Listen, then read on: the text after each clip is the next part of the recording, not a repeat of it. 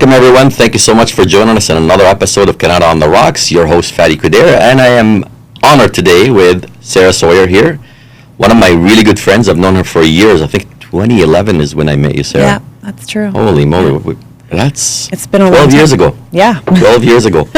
So, Sara, I'm just going to start off with describing your business, accent, image, and laser. Tell us a little bit more about the business, and then we're going to dig a little bit deeper into that, if that's okay with you. Yeah. Go ahead. Definitely. So Accent Image and Laser essentially is a medical aesthetic spa. So we offer a variety of treatments for people who want to address any sort of skin concerns, whether it be acne, more of a youthful look, sunspots and things.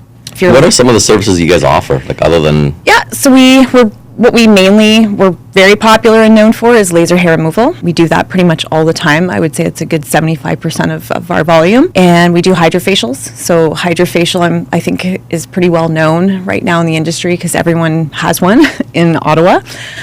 We were probably the second clinic. We've had our hydrofacial machine for 8 years. So what is hydrofacial? So hydrofacial, wow, good question. It's a machine, essentially, that is used by an esthetician, and it's basically a little handpiece that they move around your face, and it's a 3-step process. So they do like a cleanse with the machine, and then they basically use the machine then to extract, I want to say, gunk from your skin. Yeah. Not a good word, gunk, but at the end of the actual treatment, there's a canister that the medical esthetician will show you. And in that canister, when it's lit up, you can see all I remember. the grodies that are floating around. So I actually went and I did that probably like 3 years ago when you guys first opened, or when you brought it into the business. And it literally felt like night and day difference on my face. Yeah. And I kept saying this phrase and I just kind of, how I relate to Sara, silky smooth. that was kind of like my feeling after I left. I'm like, oh, silky smooth. This looks good. I look like a baby almost. Yeah, your skin actually. My dad used to say that to everybody when he would sell. He's like, your skin will be soft as a baby's skin. Yeah, and I just want to kind of bring it back a little bit because for us to bring who you are as a business owner, we would want the world to know what you're all about, what your business is all about.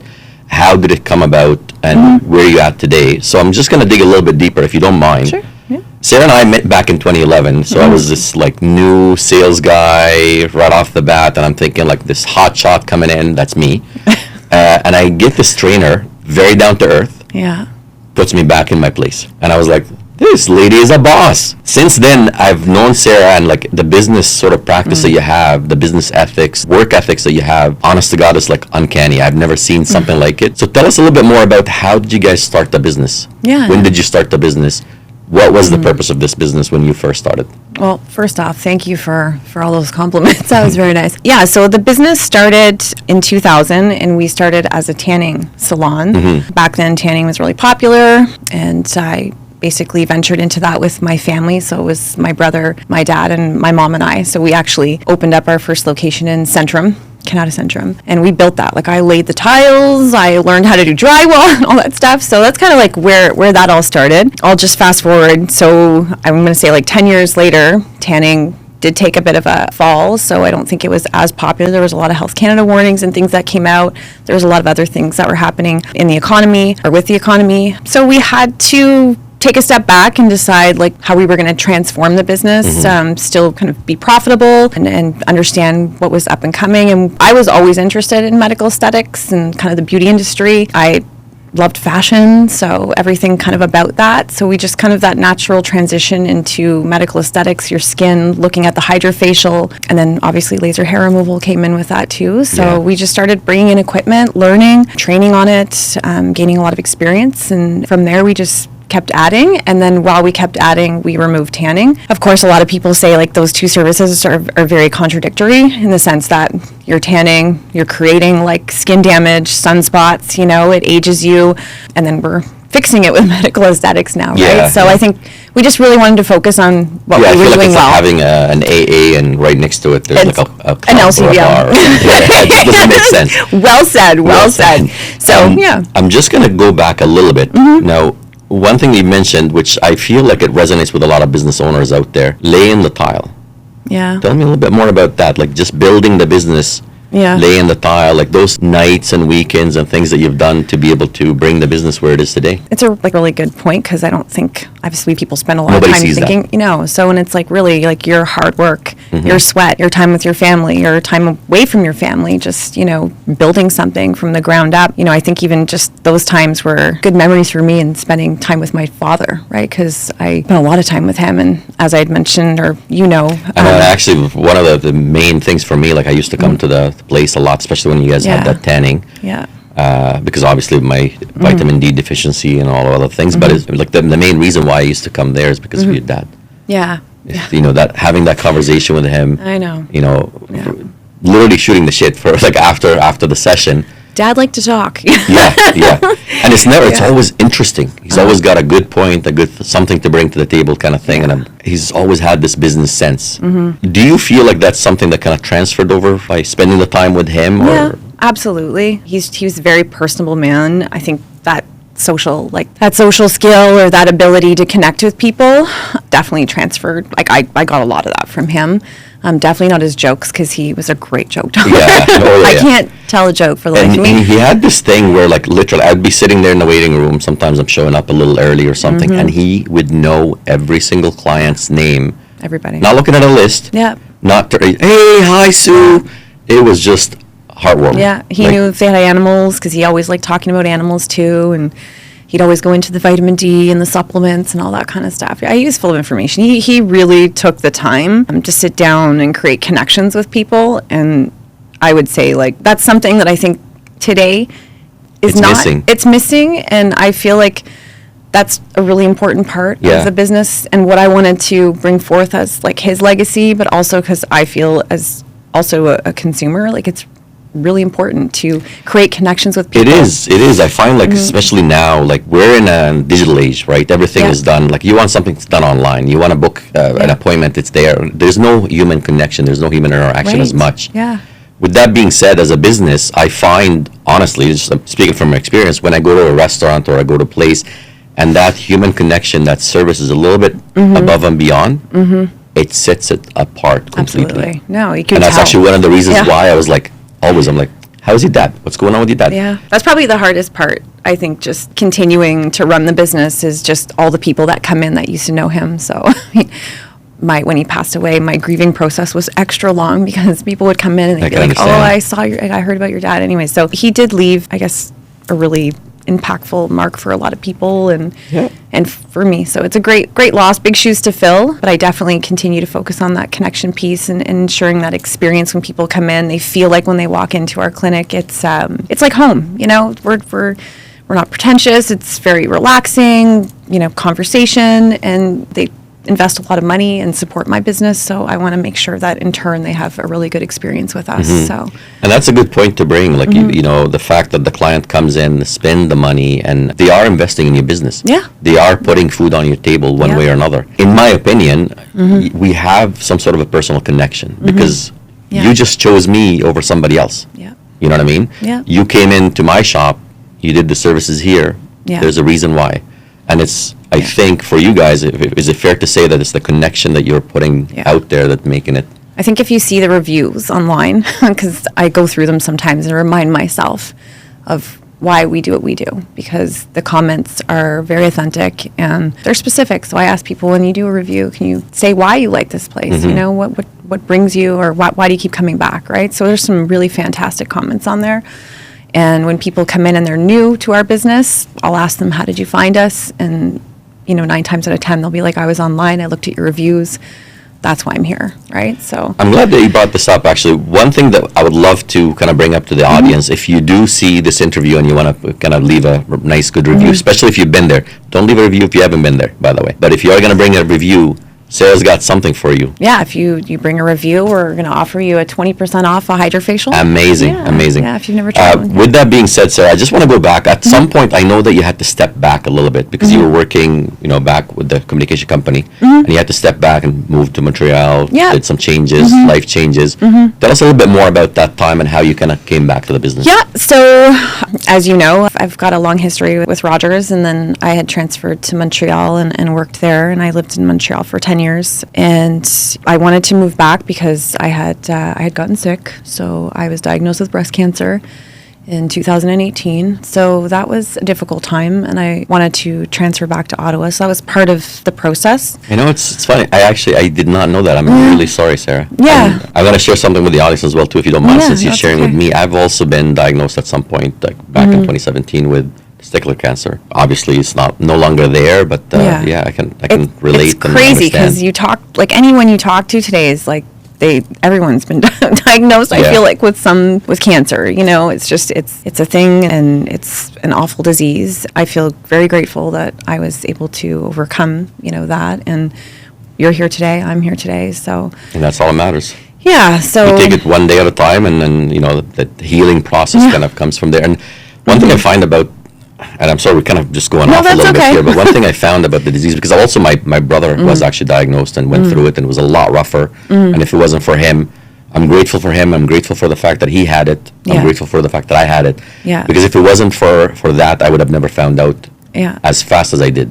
Yeah. Well, and good. he's been through like almost a year or so of, and then it came back, remission, and then just back again. It was just awful disease. It really is. But the one thing that I felt it came out of it, the positive that came out of it, is how we came close as a family, and we were always connected. We're always talking. We're always making sure that he's happy, laughing, and enjoying it. And it just it's one of those. You just got to make the best of it and be positive. And I think what's really important is I always tell people, like, just make sure you do your breast exams, because how I found mine was just, it was a lump, and it didn't go away. And because of my age at the time, so this is like 8 years ago, the doctor was like, oh, you're too young, you have nothing to worry about. It's what so it was still there. So I pushed. I said, no, I don't feel good about this. Yeah. So I pushed for them to kind of look into it. And even a mammogram didn't find it. So I had to do an ultrasound, and that's how they discovered there was a mass, and the whole process, as you know. So I was able to detect it in enough time that it didn't progress. So I felt It's very similar, lucky. like really similar story. It's the same thing. It's because of, again, the fact that my brother had it. I was very hyper conscious, and I wanted to check. And I guess the message to everyone out there: don't hesitate. I mean, we've always been shamed of touching yourself. Do it, because that's the only way that you're going to be able to find out if there's something off. Yeah, no, for sure. And honestly, it's the one thing that prevention. Obviously is good, but we don't really know. Until this day, we still don't know what causes it and what happens and what have you. But check it out. Figure out what's going on with you, and go from there. Absolutely. I know we went off on a tangent there, but I want to come back. Yeah, because I was like Montreal, and then so then that sort of happened, and I had all my treatments in Montreal, so I stayed and finished those, and then I decided after that I was going to move back. My dad had reached out to me a couple times.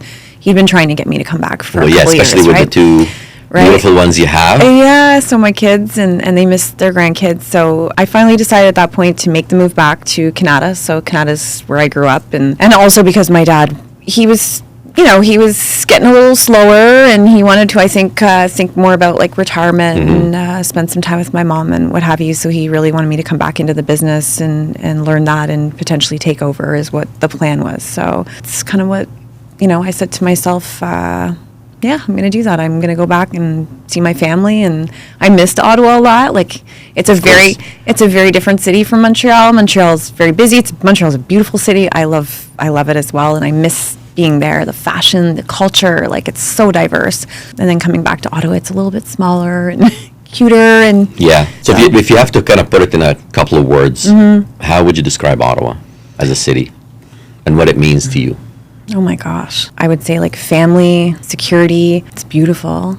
I don't know what else I would say. Oh my God, you just put me on the spot there. So many things. It's really grown though, right? It has. And I think when I came to Ottawa back in '98, we were around 800,000 or so. Yeah. Right now we're probably close to 1.1. Yeah. It's maybe 1.2. I'm not really sure. So different. There's traffic in Kanata. That's never happened before. Yeah. When I moved back, I'm like, oh my God, where is all this traffic coming from? It starts around 3:30 or so with all the schools coming out, and it just keeps going all the way to 6. I thought Montreal was bad when I would travel to work, and it was an hour and a half there, an hour and a half home. Ottawa's not that bad, but So picture this: you're on a vacation somewhere, and someone says, "Hey, you're from Ottawa. How do you feel about Ottawa?" I think Ottawa's awesome. I think it's changed. People used to say, "Oh, Ottawa's boring. There's nothing to do there." I was just going to bring that up. Thank you for bringing it. Like there's so many great restaurants. I mean, I have people like I want to explore Ottawa. I don't think I've explored it enough. Well, this is the whole premise of the show: is right? like inviting people, businesses like yourself, telling them about the businesses that we have in Ottawa, right? What it's all about, what can we do, and then also showcase it in a different light. Everyone talks about what to do in Ottawa. Well, sometimes you need to know where to go in Ottawa. Yeah, absolutely. And then hopefully we're able to bring more and more businesses on the show as well too. Yeah. At some point, Sarah, with you stepping back and this and that, and like I want to bring up the whole feminine woman business owner, that kind of stuff. How do you feel about that? It's empowering for sure. I feel like there's a community, there's a lot of women now, women like entrepreneurs, and I'm meeting so many of them, and I'm learning so much from these people. They're strong. They're they're so intelligent. I mean, I think this network that's being created it's just amazing. It really is. So I'm grateful to be surrounded by such a great group of women. So there's a lot of other businesses, and I'll share some with you later that I would like to support and get the word out for them. I would love to even meet them too. Yeah, bring them on absolutely. The show, maybe. And Kanata especially, it's growing. So there's all these like new little places popping up. Got a great friend from Capital Crystals and a new friend from Spinco. She just opened a spinning business and really successful. So there's so many people. Like I'm just meeting people all the time. So and going back to when the business first started to now, how do you feel the support for women entrepreneur and how it changed over the years? And what would you say for someone that's starting new in the business, especially as a woman, as a piece of advice? Maybe I'll answer that question first. I think starting new, I would definitely reach out to people, find where that network is, right? So talk to people. It's not easy. It's very difficult running your own business. I know everyone knows that. It's just, you've got to put everything into it. It requires so much time and effort. And I think I don't want to take a lot of credit for what I do. I mean, I take care of the operation. I do schedules. I do the marketing and things like that. But like, it's really my people that run the business. Like I have the best staff I could ever ask for. I think just staying connected with knowing who the people are in your community, connecting with them often, doing dinners or lunches, breakfasts, whatever, which is what some of us do today, just to kind of share ideas, understand what the market trends are. Because that's not easy. Like when there's downtrends based, like, it could be seasonal, summer, like for us in the summer, we're a lot slower, right? People are away on vacation. It's not an ideal time to do laser hair removal or some of the treatments we offer. So it's just trying to understand, so what do you do during these periods, right? Have you prepared yourself for that? So those are all really, really helpful things that we talk about. And then let's go back to the first question. Yeah, sorry.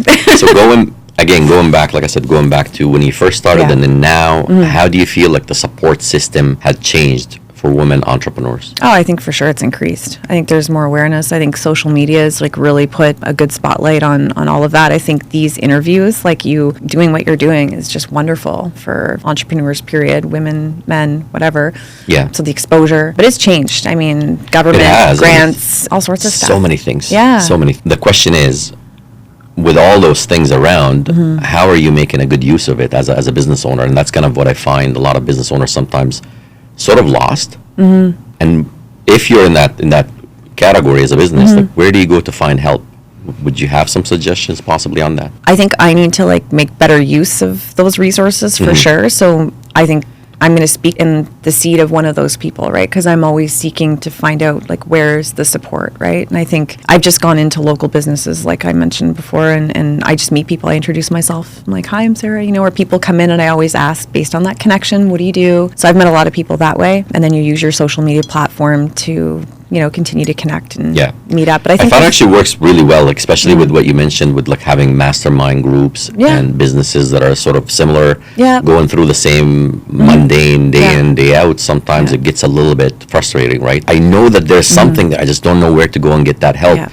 And having those groups and being able to rely on them and just say, hey, like, I'm having this issue with my business. Are you having something similar? And if you have, would you have an idea of how to like go about fixing it and things like that? Well, I think we talked, the word that kept coming up was connections, right? And making connections. And I feel like it's really as simple as that. I mean, with social media, you kind of get away from those interactions. 100%. I think really just kind of going back to the basics and networking with people, like you do a lot of that. So I follow you and I watch in your networking events, but at Rogers, like that was probably one of my best coaches, like encouraged us to network. Like part of her coaching plan was to find somebody anywhere in Rogers, someone you didn't know, and like meet Connect with them. Yeah, you know, exactly. and like learn something. Exactly. So I mean, I think that kind of just like it snowballs. I feel It like does, yeah. with networking, I've been doing networking events for probably close to 15 years now.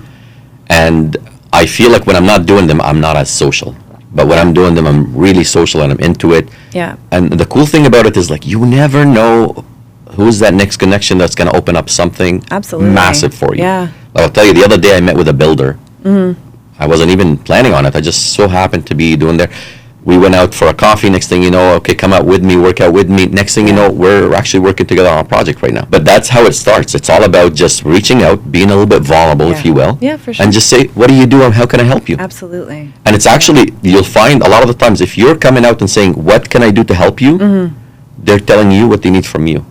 Yeah. And then that's how you kind of go from there. Well, it's funny because the people I've met, so my good friend Ashley, who owns Capital Crystals, so I'll introduce you to her later, but she and I will be texting late at night, and she'll send me something, and then I'll think of an idea for her, and then I'll send it to her, and then, you know, you just start building on ideas, and whether it's promotions or giveaway, or we should do this, or we should do that. So it's always, your mind's always turning, but those connections are, I would say, like, absolutely key. Yeah. Yeah. And it kind of goes back to like that saying, like, you know, your net worth is actually your network. It's the people that you know, I like you that. connect That's with, good. you work with. It's true. With that being said, on quotes, could you think of a quote that you would want to leave the audience with, as far as a businesswoman that's been through a struggle and coming at it and on the other end? It might be very cliche, but I would say to people, don't give up. I would just keep pushing, and, you know, it's tough. It absolutely is. There's going to be good days, bad days, but I would ask myself all the time, have I done everything within my control to make this successful? Everything. Have I explored all options? It's a question I ask in my personal life and business, and it's also something else I was asked from a coach at Rogers. So have you done everything possible? So I just say explore all options, keep pushing Leave no forward. stone unturned kind of thing, yeah. Absolutely. Before you decide to do whatever it is you're going to do, right? So We were just chatting earlier about something that you not brought necessarily a up. quote, but just maybe In general, yeah. And you brought something up as well, too, about consistency. And one thing that I've noticed with you is you've always been consistent, whether it's with your children, with your work, back at Rogers, with the business, consistency. How can you stay consistent, and how do you stay consistent? I might be dating myself here, but, you know, I think it's 7 Habits of Highly Effective People. I mean, like, it's just a routine. Yeah, it's right? one of my So favorite it's- books, by the way, yeah. So, I mean, that was another thing with my dad that we shared, was just the love of just reading these books and talking about it. I think just in that book talks about just like routine and sticking to it. And I just feel for me, like, consistency is key, you know, and just doing what you do well. Like, I think for our business and in this industry, there's so much new technology and machines, and you can do this to look more beautiful and buy this machine and buy that machine, and people are in all the time. And I think that's great, but I think we also stick to doing what we do well. And Even if you don't like it. Yeah. In some situations, like Sure. doing what you do well, Yeah. sometimes you might not like it, sometimes you're not feeling it. Yeah, for Sometimes sure. you're not feeling great, but you still got to do it. And that's, Yeah. I think, where I've noticed with you is that consistency is always there. So Yeah. many times that I see you at the hockey arena and you're like, I just don't want to be here. But I'm still here. Why? Because you're supporting your kids. Yeah, And you're for making sure. sure. Tell me a little bit more about your kids if you don't mind. Oh my gosh. My son is 14. His name is Holden. And my daughter's 16. Her name is Chloe. So Holden loves hockey, sports, plays competitive soccer for WASC, so OPDL. Also loves hockey. So, and yes, being at the arenas sometimes when we'd run into each other, I'd be Sucks. like, so the reason for that is because I'm always somewhere because, you know, being a single mom, I feel like sometimes I'm an Uber driver. So I'm just Yeah. driving all over the place. Just without the financials coming with it. Right, exactly. Minus that. So yeah, no, I'm at the rinks in the morning. I'm dropping him off at 6:30 conditioning classes for hockey, and my daughter goes to school in the East End, so she is in competitive dance as well. So she dances with Elite in Kanata, and she goes to Canterbury. So she goes to Canterbury High School. So Wow. very, very dedicated, responsible. I would say, I don't know where she got that from.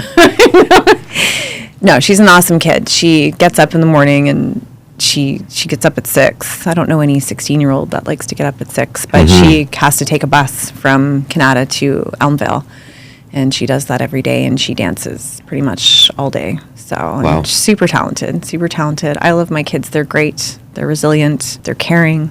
You're raising the next feminist, I if guess you will. so, yeah. And I really appreciate that you're bringing it up. One thing that I wanted to kind of also highlight, Sarah, tell me a little bit more about that little sort of internal dialogue that goes between Sarah, the woman, the mother, and Sarah, the business owner. And how do you feel that dialogue? Which side is winning? I think they're both winning. I would say That's the answer I was looking yeah, for. they're both winning. So, and I really kind of transitioned to both place with the same mindset, right? I feel like your little family is also your business, right? So how do you teach your kids to be great people, right? And create connections with them, and it doesn't feel like you're going through the motions. I think it's really important to stay like in the moment, you know, and I it's very difficult sometimes. Like when you're running your own business and you're a single parent, it's challenging because you're like, your mind's always going, and like it feels like sometimes it can't shut off, right? So it's important to take breaks too, but I think just being in the moment, your kids feeling that you're there in the moment with them,